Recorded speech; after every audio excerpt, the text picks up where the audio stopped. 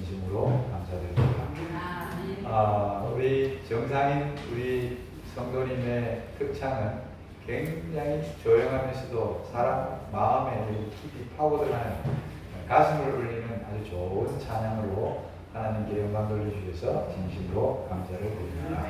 우리 정사장님 하시는 사업이 잘 되도록 늘 기도하고 있습니다. 힘내시기 바랍니다. 그리고 우리 교회에 시원함을 주셔서 계속 고마워하고 있습니다. 오늘 안식일은 우리 아까 전에 우리 조정희 집사님이 저보고 제일 행복할 분은 우리 목사님하고 사모님이라고 했는데, 집사님 저 행복합니다. 알아주셔서 감사합니다. 우리 아이들이 사실은 이 목사님들의 가정은요 늘 이사를 다녀요. 저도 저희 집에 살아본 적이 지금까지 한 번도 없습니다. 아버지가 목회를 하기 시작해가지고 계속 안동, 영주, 부산, 대구, 경주 이렇게 해가지고 하다가 저도 이제 목회를 하면서 42년 동안 교회 사택에서 만들었어요. 지금 여기 와가지고도 교회 사택. 아직까지 저희 집 하나 있긴 있어요. 아직 한 번도 내가 살아본 적이 없어요. 그래서 언젠가 이제 거기 가서 한번 살아보는 게 이제 꿈입니다. 근데 교회 사택에서 사는데, 사택에 사는 것도 얼마나 행복한지 몰라요. 우리 집 사람은 교회랑 붙어 있는 사택을 제일 좋아해요. 그냥 예배 드리고 나면 쫓아 올라가서 옷 갈아입고 또 와서 봉사하고. 그래서 부산중앙교회에서도 아파트에 하나 또 있었는데, 장로님이, 목사님, 전도사님이 여기 교회 밑에서 문도 열고 불도 켜고 그러면 거기 좋고, 우리 목사님은 저기 아파트에 가서 사시죠 그러는데, 우리 집사람이 아니요 저는 교회에 살 겁니다 이래가지고 6년을 교회 사택에서 살았어요. 그 정도로 뭐냐면 저희들이 밖에서 늘 살았는데, 그러니까 우리 아이들도 늘 뭐냐면 이 교회 가서 또 아빠가 생길 때 이 교회 오고 또 저 교회 가고 늘 이렇게. 근데 다니는 교회마다 얼마나 교인들이 우리 자녀들을 또 사랑해주고 또 이렇게 잘 이렇게 챙겨주십니다. 그래서 참 하나님의 은혜가 크다는 그런 생각을 하게 됩니다. 하나님 안에 있으면요 하나님께서 우리를 선한 길로 인도하십니다. 그러니까 여러분들 하나님 안에서 꼭 사시기 바랍니다. 자, 이제 제가 참된 쉼을 주시는 안식이라 해서 사진을 아주 시원한 계곡에 폭포가 좀 이렇게 흘러내리는 장면을 여러분들에게 보여드리고 있습니다. 요번에 보니까 너무 가물어가지고 계곡에 가는 사람들이 많이 줄었습니다. 우리 이쪽 가까이에 좋은 계곡들이 있는데도 가보지를 못하고 있는 현실인데, 그림으로라도 대리만족을 하시기 바랍니다. 시원한 여름을 잘 보내시기 바랍니다. 자, 오늘은 지난번에 제가 다윗과 골리앗에 대한 이야기를 좀 드렸죠. 지지난 주일에. 근데 기억하시는 분들 거의 없을 거예요. 여러분들이 거의 치매 현상이기 때문에 한 주만 지나도 다 잊어집니다. 그래서 참 감사한 일일 수도 있어요. 했던 이야기 또 해도 모르고 새로운 것을 들으니까. 자, 오늘은 다윗에 대한 이야기, 왕이 되고 난 다음에 다윗이 경험한 이야기를 여러분들에게 소개를 하려고 합니다. 먼저 사무엘하 6장 1절에서 3절에 있는 말씀을 제가 먼저 봉독하겠습니다. 잘 들으십시오. 다윗이 이스라엘에서 뺀 무리 3만 명을 다시 모으고 일어나서 그 함께 있는 모든 사람으로 더불어 바알레 유다로 가서 거기서 하나님의 궤를 뭐냐면 법궤예요. 궤를 메어오려 하니 그 궤는 그룹들 사이에 자정하신 만군의 여호와의 이름으로 이름하는 것이라. 저희가 하나님의 궤를 새 수레에 싣고, 수레도 새로 맞춘 거예요. 산에 있는 아비나답의 집에서 나오는데 아비나답의 아들 우사와 아요가 그 새 수레를 모니라. 아비나답의 두 아들이 새 수레를 몰았다 그랬어요. 근데 그 다음에 저희가 산에 있는 아비나답의 집에서 하나님의 궤를 싣고 나올 때에 아효는 궤 앞에서 행하고 다윗과 이스라엘 온 족속이 잣나무로 만든 여러 가지 악기와 수금과 비파와 소고와 앙금과 제금으로 여호와 앞에서 주와가지고 너무너무 기뻐가지고 하나님께 찬양하고 그런데 저희가 나곤의 타작마당에 이르러서는 소들이 뛰므로 소들이 막 덮개를 치르는데 소들이 뛰었어요. 그러니까 우사가 손을 들어 하나님의 궤를 붙들었더니 여호와 하나님이 우사의 잘못함을 인하여 진노하사 저를 그곳에서 치시니 제가 거기 하나님의 궤 곁에서 죽으리라. 여기 하나님의 궤가 소가 막 어떻게 해요? 뛰니까 하나님의 법궤가 떨어질까 싶어가지고 우사가 뭐 해버렸어요? 하나님의 궤를 탁 잡았어. 여러분들 인간적으로 생각하면요, 그 하나님의 법궤가 떨어지지 않도록 붙잡았는데 우사가 칭찬을 받았는데 여기 보니까 우사의 범죄를 인해가지고 하나님이 치셔가지고 죽었어요. 와, 저는 처음에 이 성경절을 읽으면서요, 이상하다.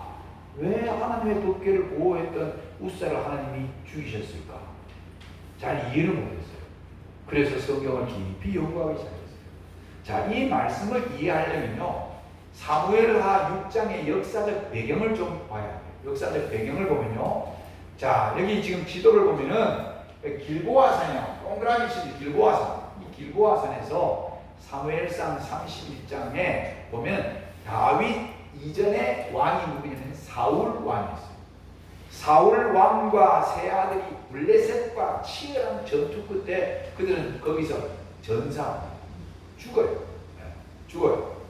그리고 뭐냐면 사무엘하 2장 넘어가면 다윗이 유다 족속을 중심으로 헤브론, 동그라미 친 헤브론에서 왕이 됐어요. 여러분, 이 이스라엘에 12지파가 있었어요. 근데 12지파 가운데 유다 족속 중심으로 왕이 됐어요. 그러니까 아직까지 사실은 통일 왕국의 왕이 아니었어요. 그래서 이 헤브론이 쉽게 말하면 수도가 되어가지고 거기서 왕 노릇을 하기 시작했습니다. 그리고 사무엘하 5장으로 넘어가면은 다윗이 이제 12지파의 사람들을 규합을 해가지고 왕이 됐어요. 그래서 왕이 되고 나니까 이제 헤브론에서 수도를 예루살렘으로 옮기게. 그래서 지금도 이스라엘에 가면 수도가 어딜까요? 예루살렘이에요. 예루살렘으로 정합니다. 예루살렘으로 딱 옮기고 나니까 이 다윗은 하나님을 참 사랑하고 하나님을 너무너무 잘 섬기는 분이었어요. 다윗이 그동안에 방치했던 하나님의 법궤를 이제 예루살렘으로 모시고 가야겠다. 유대인들은요, 이 법궤 중심이었어요. 이 법궤가 광야에서도 탁 맨 앞에 있으면은요, 그 다음에 또 텐트를 치면 항상 법궤는 이 동서남북으로 해가지고 딱 중앙에 하나님의 법궤가 있었어요. 왜냐하면 그 하나님의 법궤는요, 하나님의 인재의 상징이었어요. 그래서 그들의 모든 삶의 중심이 하나님의 법궤였어요. 그래서 이 다윗이 하나님을 너무 사랑했고 하나님의 인재가 있는 하나님의 법궤를 예루살렘으로 옮기고자 한 것입니다. 그래서 다윗이 여기 구주와 선지자 704쪽에 보니까 이제 다윗은 보좌를 굳게 세우고 외적의 침입에서 해방되었으므로 그의 마음속에 품고 있던 목적 곧 하나님의 법궤를 예루살렘으로 옮겨오는 일을 하기로 하였다. 여러 해 동안 9마일이 떨어져 있는 기럇 여아림의 법궤가 거기에 모셔 있었습니다. 그래서 이제 지도를 보시면요, 여기 이 기럇 여아림은 여기 동그라미 여기 예루살렘이 있고 저기 보면은 기럇 여아림, 여기에 뭐냐면은 예루살렘에서 14.4km 그렇게 많이 떨어져 있지 않았어요. 그 아비나답의 집에서 법궤가 20년간 있었습니다. 20년간 하나님의 법궤가 그곳에 보존되어 있었어요. 다윗 왕이 법궤 운반을 위해 가지고요, 거기 사람들 수행자 3만 명을 뽑았어요. 그리고 국민적 관심을 모아가지고 신앙 부흥, 각 지파 간의 유대감을 조성하기 위해서 특별히 통일왕국의 결속을 다지는 기회로 하나님의 법궤를 이제 기럇 여아림에서 예루살렘으로 옮기는 작업을 하게 된 것입니다. 그래서 이 거룩한 열심으로 이 거룩한 하나님의 법궤, 하나님의 임재가 있는 이 거룩한 법궤를 움직이기 위해서 새 수레를 새로 맞췄어요. 그 다음에 황소, 한 번도 쓰임받지 않은 깨끗하고 건강한 황소를 준비를 했습니다. 잘했습니까? 잘했습니까? 오늘 우리 어머님들 잘 들으셔야 돼요. 아까 전에 우리 가인의 제물과 아벨의 제물 이야기했죠. 잘 들으셔야 돼요. 이렇게 딱 했어요. 그러고 난 다음에 축제 분위기였어요. 사무엘하 6장과 역대상 13장에 보니까 하나님의 계를 쇠수레에 싣고 나올 때에 막 사람들이 악기와 수금과 비파, 소고, 양금 이런 걸 동원해가지고 막 하나님 앞에 주악을 막 너무너무 기뻐가지고 막 찬양하고 또 찬양하고 하나님의 영광하고 이런 찰나였습니다. 이렇게 진행되고 있었습니다. 그런데 갑자기 나본의 타작마당에 이래가지고 소들이 갑자기 뛰었어요. 그러니까 그게 뭐냐면은 그거를 내오던 법궤를 들고 나오던 우사가 그거를 보는 순간에 하나님의 개가 새수레에서 떨어질까봐 하나님의 법궤에다가 손을 댔어요. 그런데 그 자리에서 죽어버렸어요. 야, 우사가 뭘 잘못한 것일까? 이유를 정확하게 알아야 돼요. 자, 여기에 대해서도 부조와 선지자 705쪽에 이렇게 이야기합니다. 기뻐하던 군중들은 돌연히 공포에 사로잡혔다. 왜 사로잡혔다고요? 공포예요. 다윗은 깜짝 놀라 몹시 당황했다. 마음속으로 그는 하나님의 공의를 의심하였다. 그는 법궤를 하나님의 임재의 상징으로 영화롭게 하려고 노력하였다. 그렇다면 왜 무서운 형벌을 내려 기쁨의 때를 슬픔과 애통의 시간이 되게 하는가? 한마디로 말하면 아유, 하나님 이렇게 즐겁고 행복하고 축제의 분위기를 왜 이렇게 깽판 놓으십니까? 이거예요. 하나님에 대해서 의심을 했다고요. 아니, 새수레 한 번도 등에 메고 오지 않은 황소 깨끗하게 준비해가지고 하나님의 법궤를 이제 예루살렘으로 좋은 곳으로 모시려고 하는 이 다윗의 충정 어린 정성을 다하는 아름다운 모습에 그냥 쉽게 말하면 초를 친 거예요. 아니, 왜 하나님은 분위기를 파악을 못하지? 이런 마음이 들 수 있어요. 하나님의 실수인가 아니면 다윗의 실수인가? 분명한 사실은요, 하나님은 실수하지 않으십니다. 문제는 항상 인간 편에 있어요. 인간 편에. 그걸 아셔야 돼요.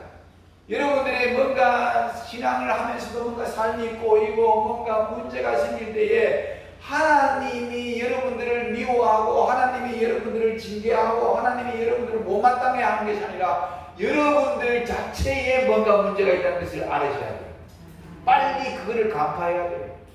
내가 지금 하나님 앞에 바로 섰을까? 내가 지금 하고 있는 행동 가운데 생각 가운데 잘못된 게 뭔가? 그거를 빨리 파악하는 사람은요, 빨리 하나님의 축복으로 다시 돌이킬 수 있는 기회가 될 것입니다.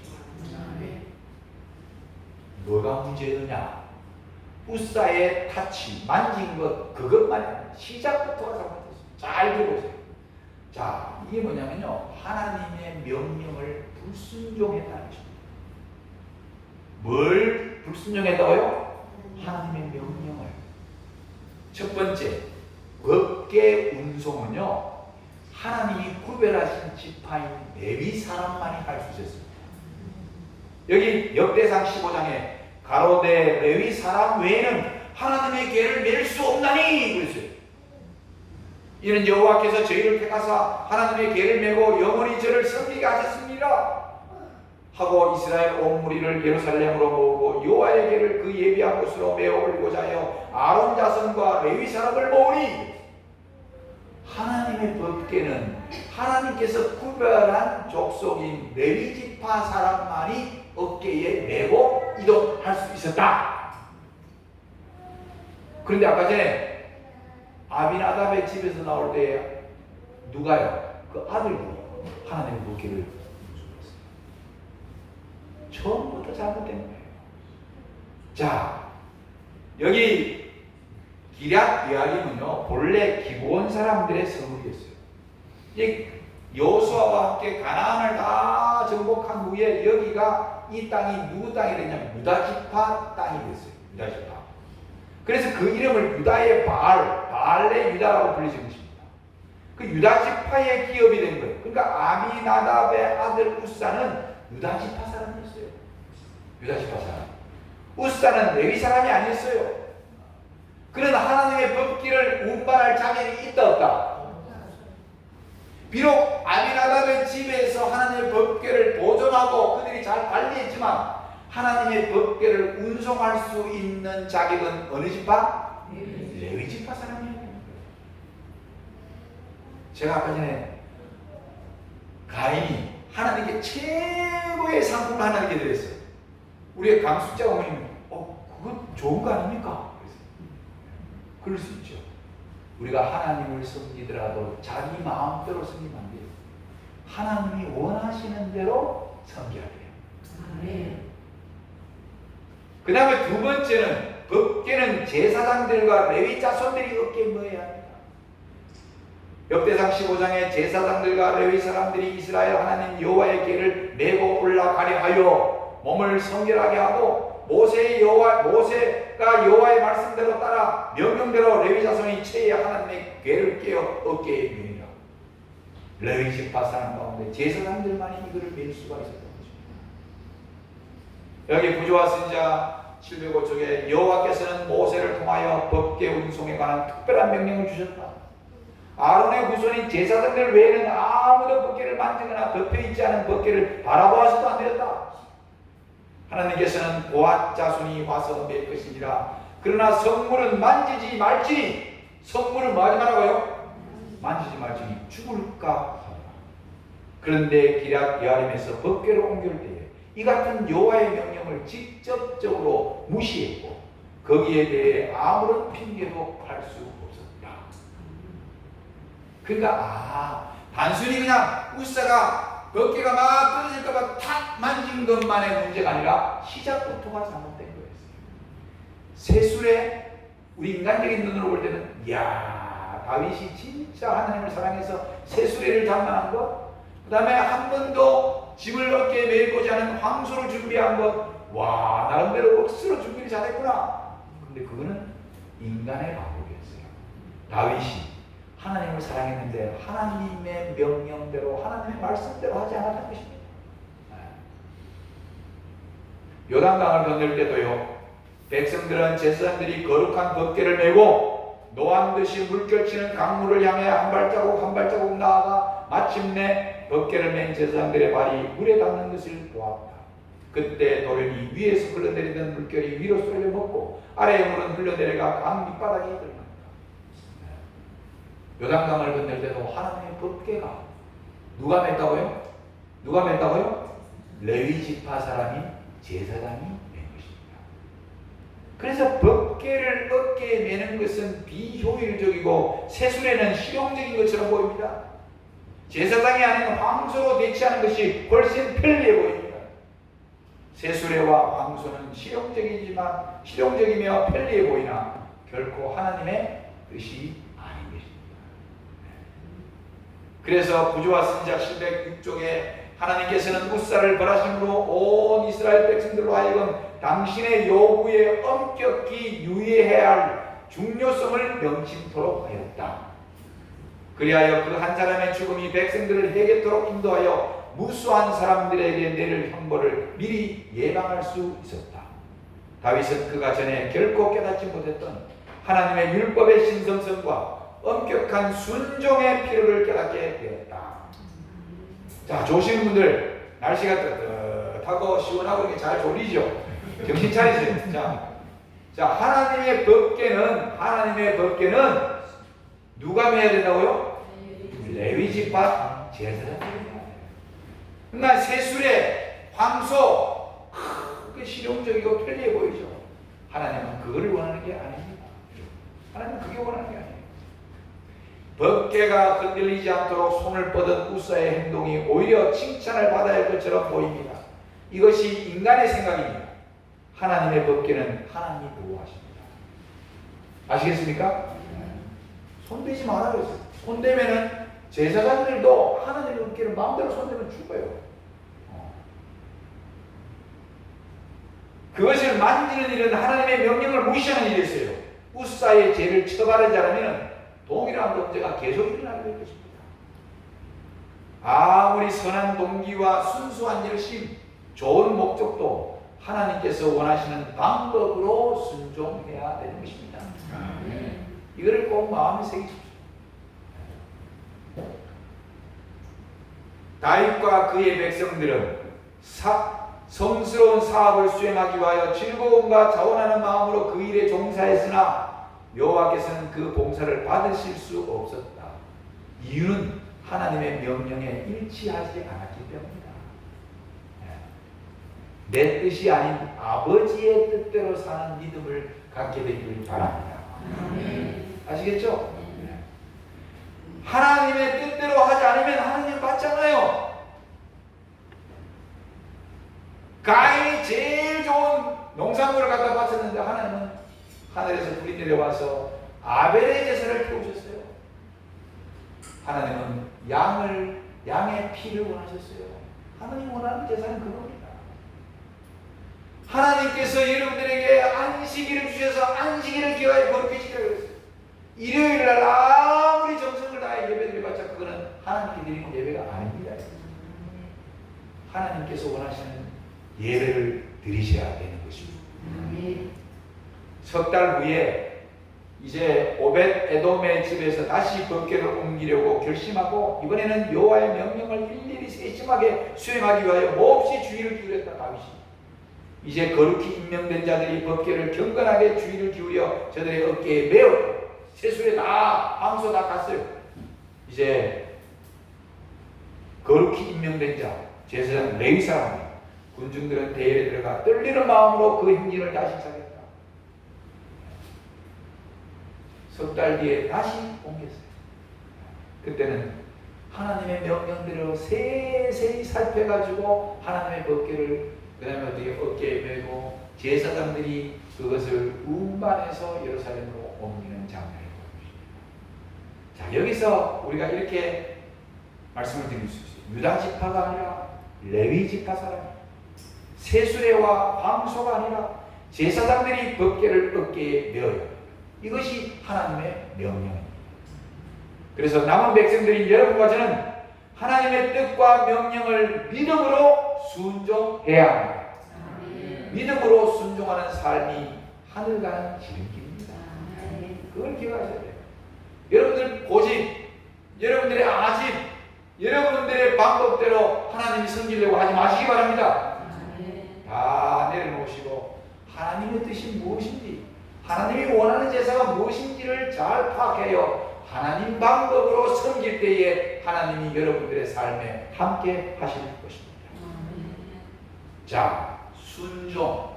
이 순종의 삶이 순종입니다. 여러분 히브리 11장의 8절에 보면은 믿음으로 아브라함은 부르심을 받았을 때 순종하여 장래 기업으로 받을 땅에 나갈새 갈 바를 알지 못하고 나갔습니다. 아브라함의 고향이 우르입니다. 우르. 지금 바벨로니아가 어디냐면 이라크입니다. 이라크. 여기서 하나님께서 이쪽 가나안 땅, 이 먼 거리를 옮기셨어요.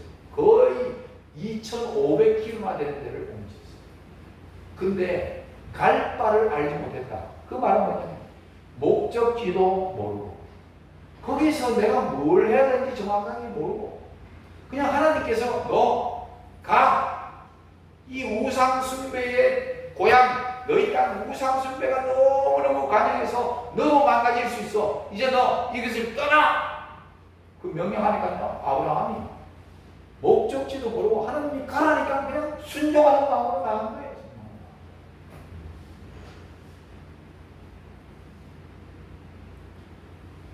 민수기 2장 19절에 보면요, 이스라엘 민족이 광야에 있을 때 갑자기 막 불뱀들이 막 이스라엘 사람들을 물기 시작했어요. 그 사람은 죽고 그 사람은 고통 가운데 신음합니다.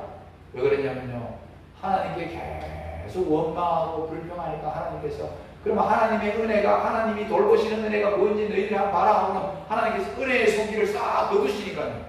그동안에 하나님께서 돌보실 때는요, 불뱀들이 천막 안으로 들어오질 않았는데 하나님의 보호의 손길이 딱 거두지니까 불뱀들이 막 닥치는 대로 사람들이 물기 시작합니다.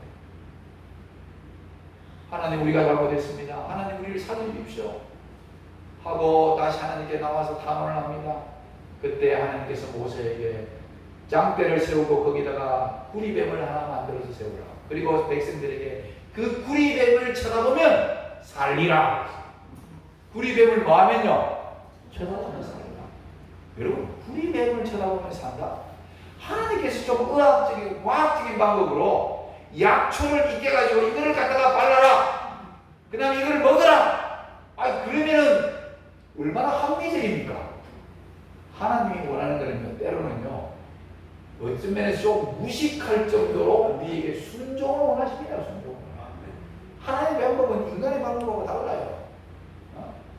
아마 여기서 아마 어떤 사람이 유명한 한의사가 침 놓는 사람이 나타나가지고 한 방이면 맞습니다 하고 이랬으면요, 사람들이 와가지고 너도 나도 줄 서가지고 받았어요. 근데 그 아픈 사람이 너무 많은데 그런 사람 한 사람만 있으면 어떻게 기다리다가 다 죽을 수 있어요. 하나님께서 와서 쳐다만 봐라. 거기 노뱀은 바로 예수 그리스도를 상징했다고 했어요. 십자가에 달려 돌아가실 예수 그리스도를 상징했어요. 예수 그리스도를 쳐다보면 살리라 이 말이에요. 그게 바로 믿음으로 뭐 하는 겁니까? 순종하는 것입니다. 순종하는 거예요. 어머니가, 예수님의 어머니가 가나의 혼인잔치에 나타나가지고 지금 친족 가운데 결혼하는데 갑자기 뭐가 떨어지냐면 포도즙이 다 떨어져 버렸어요. 큰일 나서 손님들은 많은데 근데 예수님한테 도움을 요청합니다. 그리고는 어머니가 하인들에게 이렇게 이야기합니다. 너희에게 예수님이 무슨 말을 하시든지 그대로 하라. 예수께서 저희에게 이르시되 항아리에 물을 채우라. 아구까지 채우니 이제는 떠서 연회장에 갖다 주라. 예수님께서는요, 항아리에다가 뭘 갖다 부으라고요? 물을 갖다 부으라고 했어요. 그리고 떠다가 연회장에 갖다 주어라고 했어요. 떠가지고 갖다 줄 때 뭐로 바뀌어버렸을까요? 물이 포도즙으로 바뀌었어요. 제가 이스라엘 갔을 때 그 가나의 혼인잔치 지역을 가봤습니다. 거기서 이렇게 포도즙을 이렇게 한 잔씩 주라고 한 잔 제가 마셔봤어요. 여러분, 여기 하인들이 그 예수님의 어머니의 말씀대로 뭐 한 겁니까? 순종한 거예요. 자, 물 갖다 부어라. 그 다음에 예수님이 하라는 대로 따라해라. 떠다 주어라. 갖다 줬을 때 제일 좋은 포도즙을 그들이 공급받았어요. 여러분, 이렇게 순종하는 거예요. 예수님의 말씀대로 순종하는 것입니다. 제가 이렇게 하나님은 여러분과 저에게 성공이 아닌 뭘 원하신다? 순종을 원하십니다. 순종을 원하십니다. 제가 읽은 책 가운데 오래전에 이한봉 장로님이 쓰신 하나님이 이기셨다. 이 작은 책에요, 그 장로님이 어떻게 우리 제7 안식 예수제일교회로 개종했는지 그 이야기가 담겨 있었어요. 이분은 가톨릭 신자였어요. 윤신부님이 상주로 떠나신 후 하나님을 의지하는 믿음으로 금식 기도를 하며 이제 성경 말씀대로 순종할 것인가, 그냥 인간관계를 유지하기 위해서 이제까지 살던 대로 가톨릭에 계속 나갈 것인가, 이 고민이었어요. 마음에 고민하며 결정하기로 마음에 단정하고 최후의 결단을 내리기 위해서 이사가신 윤신부, 자기를 가톨릭으로 인도했던 윤신부를 찾아갑니다. 일요일 오후였습니다. 성공의 젊은이들이 교회당에 많이 모여졌습니다. 그들도 내 행동을 축복하게 되었습니다. 윤신부 앞에 겸손히 무릎을 꿇고 앉아 나의 신앙의 갈등이 무엇인지 말씀을 드렸습니다. 내가 교회 다니면서 성경을 읽고 예수님을 점점 더 깊이 알게 되었다는 점, 내 친구 오봉열 목사님 성경 토론을 많이 했고 그것으로 진리에 더 확신을 갖게 되었다는 점, 그러면서 성경에 나오는 예배일이 일요일인지 혹은 일곱째 날 토요일인지, 일요일이라면 성경에서 첫째 날인 일요일을 예배일로 지키라는 구절을 가르쳐 주시기를 바란다고 신부님에게 부탁을 정중하게 드렸습니다. 이때 윤신부의 대답은 이러했습니다. 이 땅 위에 수백만, 아니 약 10억 가까이가 기독교 내지 천주교인데 그 많은 사람이 자네만큼 성경 몰라서 일요일을 지키겠는가?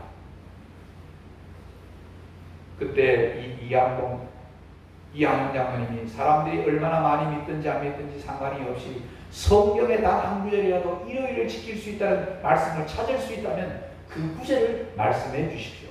그러면 나는 이 교회에 머물러 있을 것이며 천주교에 머물러 있을 것이며 계획한 대로 신부될 목적으로 살겠습니다. 시간이 흘렀지만 천주교 신부님은 아무 대답 없이 답답한 듯 애꿎은 담배만 똥똥 피우고 있었습니다. 나는 마음속으로 결단을 했다. 이런 결단을 내리기까지 1년이 걸린 셈이었다. 나는 일어서서 공손히 인사를 드렸다. 안녕히 계십시오. 나는 많은 사람을 따르는 대신 성경 말씀을 따르겠습니다. 성경대로 제7일 안식일을 지키는 교회로 나의 신앙관을 바꾸겠습니다. 이렇게 선언하고 나는 무거운 발걸음으로 사무실 밖으로 나왔다. 정들었던 캐톨릭 성당, 끈끈한 정으로 묶여있던 인간관계, 친절했던 윤 신부님, 그러나 그렇게 일어나서 나온 후 나는 거기에 다시 가본 적이 없다. 참으로 어려운 결정을 했다. 그리하여 나는 안식일 교회에 교인이 되었고 안식일 교회에서 평생을 살았다. 내가 그 당시 그 결심을 할 때까지 나를 위해 끊임없이 기도해주며 마치 남녀간의 사람처럼 나를 아끼고 돌봐주고 이 진리로 인도해준 친구 오봉녀를 잊을 수 없다. 여러분, 여기 나오는 이 간증 보세요. 안녕히 계십시오. 나는 많은 사람을 따르는 대신 성경 말씀을 따르겠습니다. 하나님 말씀대로 살겠습니다. 이런 믿음을 여러분과 제가 오늘 이 아침에 간직하게 되기를 간절히 바랍니다. 안식일을 기억하여 거룩히 지키라. 이게 바로 순종하는 삶이에요. 순종하는 삶. 제가 또 한 글을 보는 가운데 이 알버트 알렉산더 하이드라는 분이 계시는데 이분이요 우리나라 맨소레담 아세요? 맨소레담 아시는 분? 모르는 사람 없죠? 저는 운동을 하기 때문에 맨소레담 많이 받았어요. 그러다가 요즘 최근에 지금 저기 컴프리 연고 그거 생기고 난 다음에 제가 컴프리 연고를 열심히 바르고 있습니다. 이 우리에게 잘 알려진 이 진통 소염제 맨소레담을 만든 미국의 저글이 된 이 알버트 알렉산더 하이드, 이거는 하나님을 의지하고 철저한 11조 생활을 통해 가지고 성공을 이룬 사람이었어요. 아주 독실한 크리스찬이었던 그가 원래는 서점을 운영하는 사람이었어요.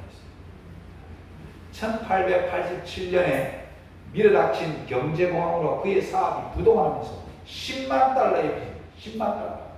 지금도 10만 달러는 1억 5천억이, 1억 5천만 원, 1억 5천만 원. 그 당시 1억 5천만 원 얼마나 큰 돈이에요. 그 사업은 부도가 나고 하지만 그는 하나님께 서원한 헌금을 드리기 위해서 집을 팔았을 정도로 확실한 믿음이 있는 사람이었어요. 사람들은 그를 조롱했지만 하이드는 이렇게 고백했습니다. 난 제정신이네. 내가 깨달은 것은 하나님의 빚부터 갚아야 한다는 것이네. 그리고 맨소레담 사업을 시작한 그는요 생산 공장에서부터 판매 영업일까지 직접 뛰어다니며 밤낮을 가리지 않습니다. 그는 매달 하나님께 11조를 정확하게 드렸습니다. 11조 액수가 늘어나 첫 달에 2배가 되었을 때는 10의 2조를 드렸고 사업이 어마어마하게 번창하면서 10의 3조, 10의 4조까지 드렸습니다. 11조의 비밀을 안 세계의 부자들이라는 그 책에 이 기록이 나옵니다. 사업을 시작한 3년이 지나 1889년에 맨소레담 회담을 창립하고 세계적인 회사로 발전시켰습니다.